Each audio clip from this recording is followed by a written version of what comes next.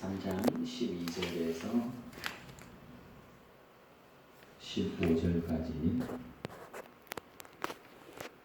같이 함께 합독하도록 하겠습니다. 시작. 만일 누구든지 금이나 은이나 보석이나 나무나 풀이나 짚으로 이 터 위에 세우면 각 사람의 공적이 나타날 터인데 그날이 공적을 밝히리니 이는 불로 나타내고 그 불이 각 사람의 공적이 어떠한 것을 시험할 것임이라. 만일 누구든지 그 위에 세운 공적이 그대로 있으면 상을 받고 누구든지 그 공적이 불타면 해를 받으리니 그러나 자신은 구원을 받되 불 가운데서 받은 것 같으리라. 아멘.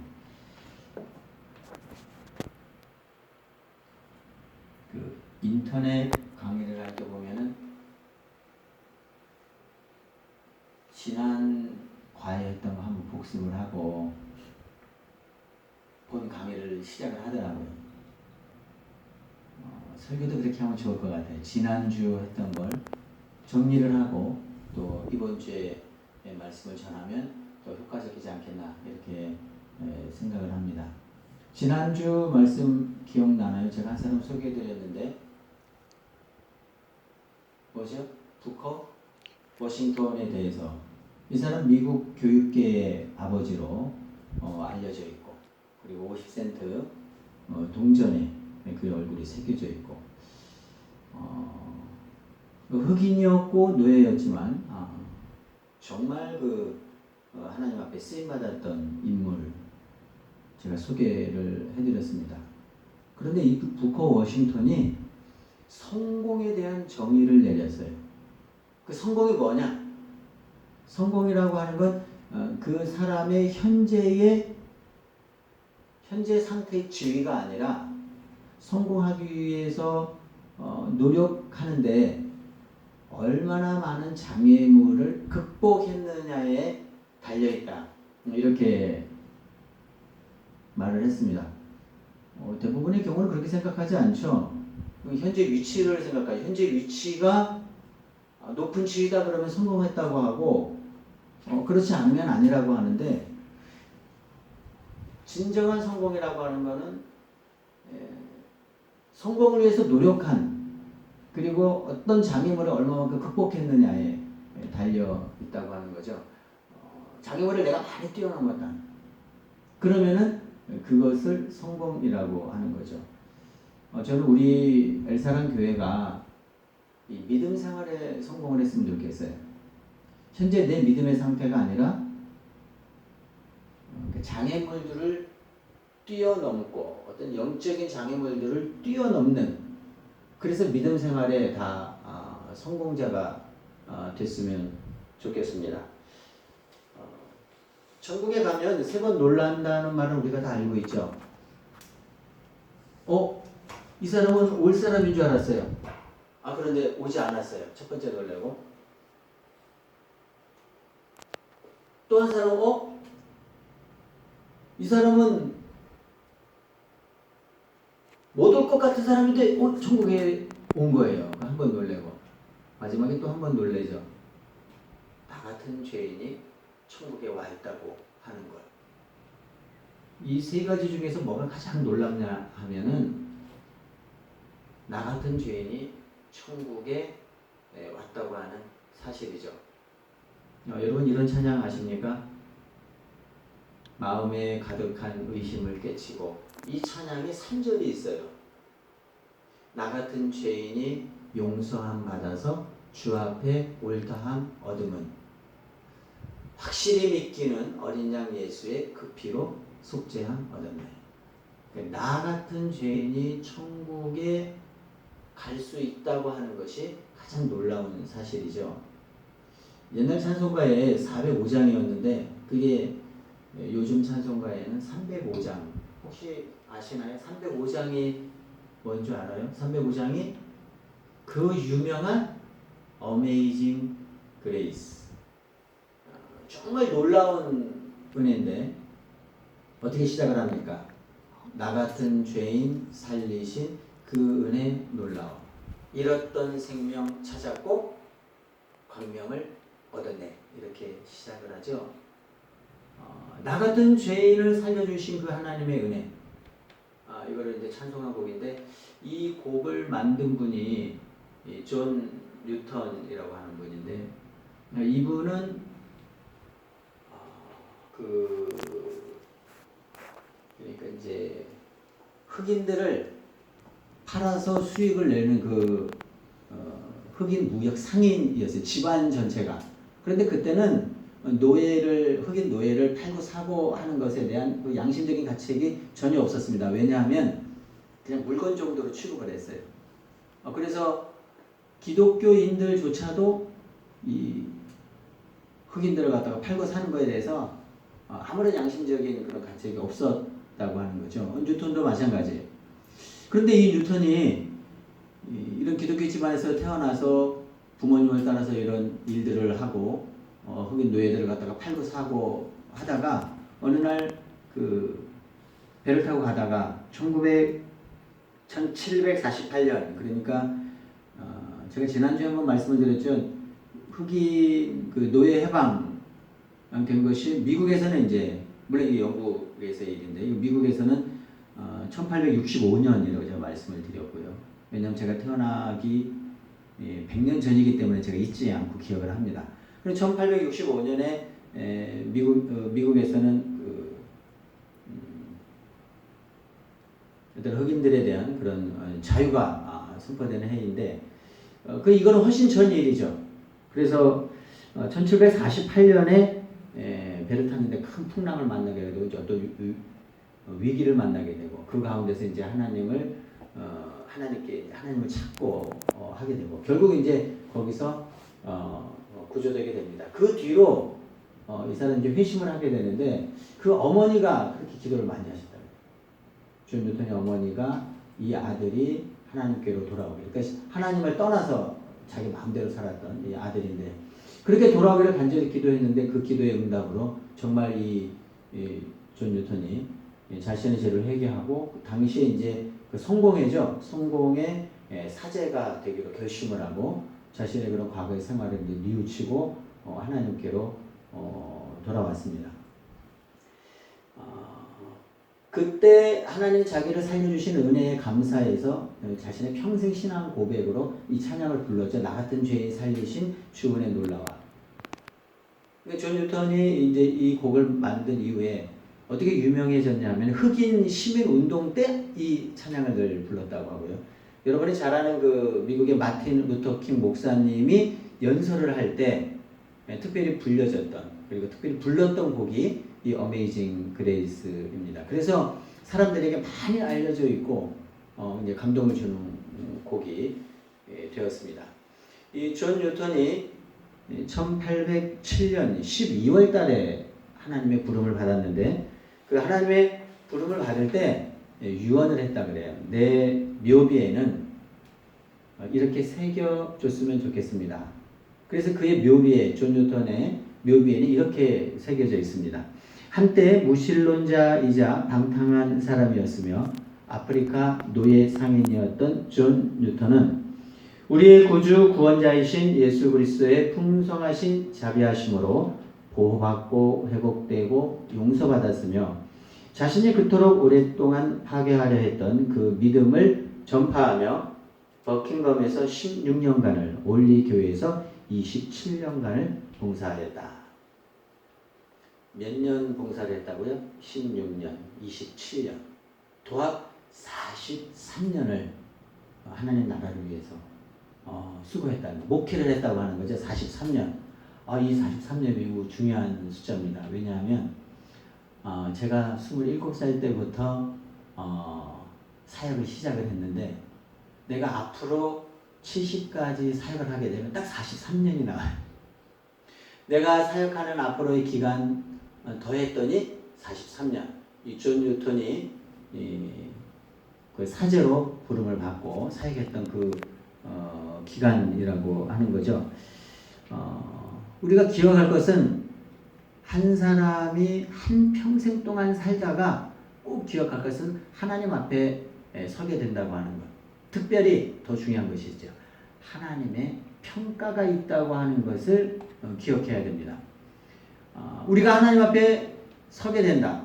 존 뉴턴이 마지막에 하나님 앞에 서게 되었고 묘비에 그렇게 이제 기록해달라고 요청을 했는데 마지막에 하나님 앞에 서게 됐을 때 하나님의 평가가 있다고 하는 거죠. 어떻게 평가할까?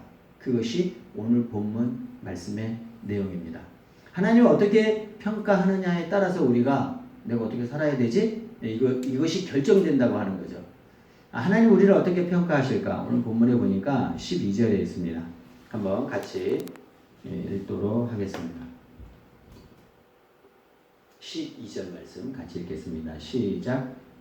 만일 누구든지 금이나 은이나 보석이나 나무나 풀이나 짚으로 이 터 위에 세우면 13절 각 사람의 공적이 나타날 터인데 그 날이 공적을 밝히리니 이는 불로 나타내고 그 불이 각 사람의 공적이 어떠한 것을 시험할 것임이라. 13절, 14절, 15절에 보면은 우리의 세운 공적이 그대로 있으면 상을 받는다 그랬고 공적이 불타면 해를 받는다 그랬어요. 하나님이 이제 이렇게 시험하는 거죠. 우리가 예수님 믿었어요. 열심히 일했어요. 수고했어요. 땀 흘렸어요. 그런데 마지막 하나님께서 가서 하나님 내가 이렇게 열심히 일했어요. 정말 이런 교회를 위해서 이런 업적을 세웠어요. 이런 공적을 쌓았어요. 그러면 그게 다 남아있을 줄로 생각하는데 실제로는 하나님 앞에 가면 남아있는 것도 있고 없어진 것도 있다고 하는 거죠. 어떻게 그럼 뭘로 세운 것이 남느냐? 불로 시험을 하는데 불이 어떻게 시험하냐면 여기 나오죠. 금이나 은이나 보석 다 태워보는 거예요. 타지 않고 남아있는 것만 하나님이 인정을 해준다고 하는 거죠. 우리가 교회를 위해서 얼마나 수고합니까? 그런데 그 수고한 것을 하나님이 다 인정해 주시는 것이 아니라 어떤 것은 남아있고 어떤 것은 없어진다고 하는 거죠. 금은 보석으로 터 위에 세운 것들은 남아있고 나무나 풀이나 이런 짚으로 한 것들은 다 없어져 버린다고 합니다. 불로 태워보면 어떻게 해요? 나무 잘 타죠. 그건 없어져 버려요. 그럼 뭔가 남는 게 있고 남지 않는 것이 있다고 하는 거죠. 우리 생각에는 어떻게 해요? 다 남을 것 같지만 그렇지 않다고 하는 것이죠. 그래서 하나님이 상을 주시는데 그럼 남아있으면 상을 주고 만약에 공적이 불타면 어떻게 되죠? 오늘 해를 받는다 그랬어요. 먼저 한 가지 전제를 합니다. 오늘 말씀은 구원의 문제가 아니라 상급의 문제예요. 이거 혼동하면 안 됩니다. 매우 중요한 원리예요. 우리는 이미 예수 그리스도로 말미암아 구원을 받았고 예수님의 그 능력으로 보혈의 능력으로 하나님의 자녀가 되었어요. 그러면 이제 하나님 나라 가는 건 전혀 문제가 없어요. 단지 하나님의 백성이 하나님께 갔을 때 제가 이렇게 열심히 일했어요. 어떤 일을 했니? 이런 거 했고요, 이런 거 했고요, 이런 거 했고요. 그런데 그 중에 다 남아있는 게 아니라 어떤 건 남아있고 어떤 건 남아있지 않다고 하는 거죠. 그걸 뭘로 테스트를 해봐요? 불로 해본다는 거죠. 불로 해서 다 태워서 없어져 버리면 그거는 내 공적이 아니라고 하는 거죠. 이 땅에서 수고한 일은 어떤 일은 남아있고 어떤 일은 남아있지 않는다. 그럼 뭐가 남아있겠어요? 자, 내가 이 땅 위에서 살면서 믿음으로 산 것만 남아요. 다시 말해서 믿음으로 결정한 것만 남아요. 어렵지만 내가 믿음으로 결정한 것이 있어요. 예를 들면 이런 것입니다. 대구에서 어떤 유명한 식당을 하는 그 집사님이 계시는데 이분은 식당 문 하루 닫으면 몇 천만 원이 손해가 난대요. 근데 이분이 이제 결정을 한 거죠. 믿음으로. 나는 주일날에 내 식당을 열지 않겠다. 믿음으로 결정을 했어요. 물론 어려운 일이죠. 이 시대에 이 주의를 지킨다 이런 것들이 정말 어려운 일이잖아요. 그거 10만 원, 20만 원도 아니고 수천만 원이 벌 수 없는데 그런 결정하기가 어려운 거죠. 그런데 주일에 대한 그 하나님에 대한 그런 생각들을 해서 그냥 결정을 하는 거예요. 믿음으로 결정하고 근데 주일날은 내가 장사하지 않겠다. 그렇게 결정을 했어요. 그렇게 하나님을 향해서 어렵지만 믿음으로 한 결정들은 남아있다고 하는 거죠. 그런데 그렇게 상을 받는 게 천국에서도 물론 받겠지만 놀라운 일이 발생을 했습니다. 주일날 안 한다고 하니까 사람들이 어떻게 토요일날에 다 몰려오는 거예요. 너무나 많은 사람들이 몰려와서 예약을 해야만 갈 수 있는 그런 식당으로 바뀌어졌다고 하는 거죠. 하나님께서는 우리가 이 땅에서 살면서 어렵지만 믿음으로, 그러니까 손해나지만 믿음으로 한 결정들은 기억해 주시고 그것들은 우리의 공적으로 남아있다고 하는 거죠. 저는 그랬으면 좋겠어요. 우리 교회가 믿음 생활하면서 이런 하나님을 향한 좋은 믿음의 결정들을 해나갔으면 좋겠어요. 학생 나름대로 하고 또 우리 교우들 나름대로, 어른들 삶의 현장에서 믿음으로 하는 결정들, 그것들은 남아있다고 하는 것입니다. 이 주일날 이렇게 예배를 드린다고 하는 것이 이게 매우 중요한 것이죠. 또 말씀을 듣는다고 하는 것이 매우 중요한 일이에요. 왜 중요한지는 제가 설명을 하겠습니다. 오래전에 영국의 신문에 이런 글을 올렸다 그래요. 내가 예수 믿고 30년간 교회를 성실히 다녔는데 수많은 설교를 들었다. 그런데 기억되는 설교는 없다. 그러니까 목사님들이 설교 준비하려고 그렇게 애쓸 필요가 없다. 차라리 그 에너지를 다른 곳에 사용했으면 좋겠다라고 하는 이런 글이 올라왔습니다. 이렇게 이제 계속 이렇게 반박하는 글도 올라오고 찬성하는 글도 올라오고 그 신문에 그런 글들이 계속 하다가 어느 순간에 그 논쟁이 끝나게 됐어요. 누군가 한 사람이, 어떤 독실한 크리스찬이 글 하나를 딱 올렸는데 그 다음부터는 그 논쟁이 더 이상 진행되지 않았습니다. 그 크리스찬이 올린 글은 이런 것입니다. 나는 아내와 결혼해서 30년간 살면서 32,000그릇의 밥을 먹었다. 아내가 해주는 밥을 내가 그렇게 많이 먹었는데 지금 생각하니까 무슨 반찬을 먹었는지 잘 생각이 나지 않는다. 그러나 나는 그 밥을 먹었기 때문에 내가 살아있다. 만약에 내가 그 밥을 먹지 않았으면 나는 죽었을 것이다. 라는 글을 올렸어요. 사람들이 더 이상 할 말이 없었습니다. 지금까지 들었던 설교가 다 기억이 납니까? 나지 않죠. 그렇지만 예배를 드리고 말씀을 들었기 때문에 내 영혼이 살아있는 거예요. 1년 전, 2년 전 들었던 설교 기억납니까? 아유, 지난날에 들었던 설교도 기억이 나지 않는데. 그러나 한 가지 중요한 것은 내가 그 말씀을 들었기 때문에, 내가 말씀을 섭취했기 때문에 내 영혼이 살아있다고 하는 것이에요. 밥을 안 먹으면 죽습니다. 우리가 매주일 드리는 예배를 통해서 말씀을 섭취했기 때문에 신앙이 성장하게 되는 것입니다.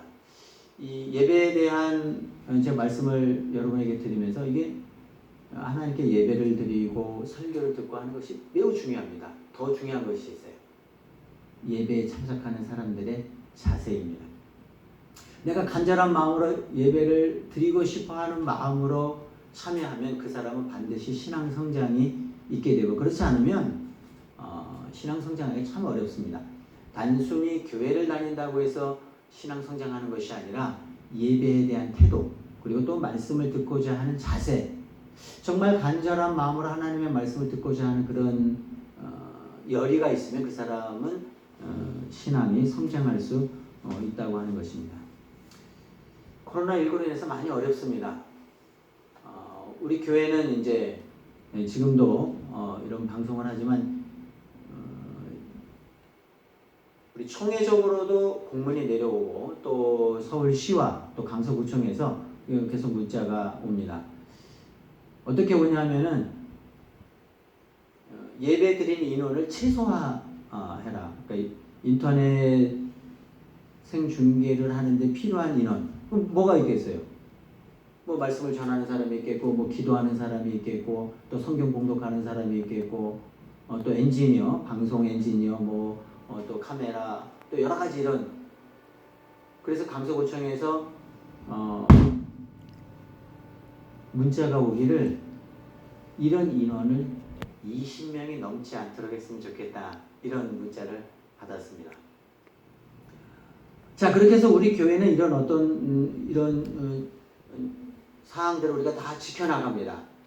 그런데 한 가지 중요한 것은 이렇게 비대면 예배 드리는 것을 당연하게 생각해서는 안 돼요. 이런 비대면 예배를 들으면서 우리가 안타까워해야 돼요. 하나님, 정말 내가 현장에서 예배를 드리고 싶고, 현장에서 말씀을 듣고 싶고, 현장에서 성령의 그런 역사가 있는 그런 예배를 사모하는 마음으로 참여하는 것과, 그런 건 당연해. 지금 뭐 코로나19인데 뭐 예배는 뭐 꼭 뭐 가서 드려야 돼. 그냥 이렇게 뭐 비대면 예배 드리니까 좋네. 아유, 얼마나 편해졌는지 몰라. 우리가 하나님 앞에 예배를 드릴 때에는 현장에서 예배 드리지 못하는 것에 대한 안타까움이 있는 마음으로 예배 드리는 것과, 그래 이건 당연한 거야 라고 하는 것과는 하늘과 땅 차이의 그 믿음의 굉장히 그 중요한 믿음의 자세가 다르다고 하는 것입니다. 저는 그랬으면 좋겠어요. 우리가 이런 현상에 대해서 매우 안타까워하면서, 한국 교회가 지금 어쩔 수 없는 상황이지만 이렇게 예배드리는 것이 여러분 어떻게 당연하다고 생각합니까? 우리는 정부의 방침이나 그 다음에 총회 방침, 제가 여기다 다 적어놨어요. 이번 주 교회에서 우리 총회에서 내려온 코로나19 감염증 제11차 교회 대응 지침을 제가 주보에다 다 적어놨어요.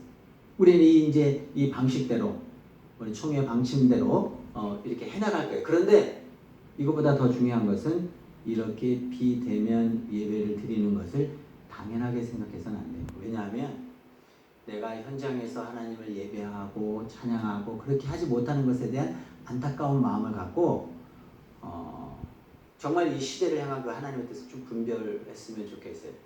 제가 1부 때도 말씀을 드렸는데 코로나19로 인해서 이것이 3년이 될지 5년이 될지 아무도 몰라요.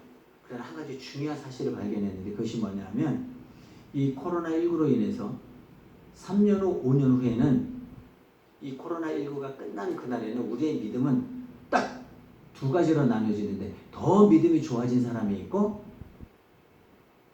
아니면 더 믿음이 약해졌거나 교회를 떠나는 사람이 생긴다고 하는 거죠.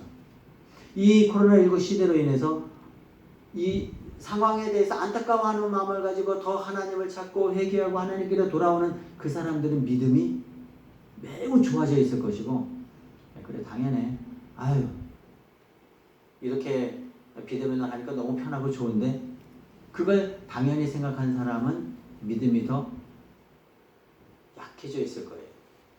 우리 엘사랑 교회는 이 코로나가 언제 끝날지 아무도 모르는, 이 코로나19가 지금 뭐 백신을 개발하니 치료제를 개발하니 이게 단시간 내에 이루어지지 않을 것 같아요. 어떻게 한 달 후면 되겠습니까? 그럼 좋겠네요. 한 달 후에 치료제도 나오고 백신도 나오고 다시 이 땅에 한국 교회가 예배를 회복하면 참 좋을 것 같아요. 그런데 제가 보기에는 1년 안에 나올지 아니면 2년 안에 나올지 3년에 아무도 몰라요. 그런데 중요한 것은 그 1년, 2년의 기간에 따라서 믿음이 더 좋아질 수도 있고 그렇지 않을 수도 있다고 하는 거죠.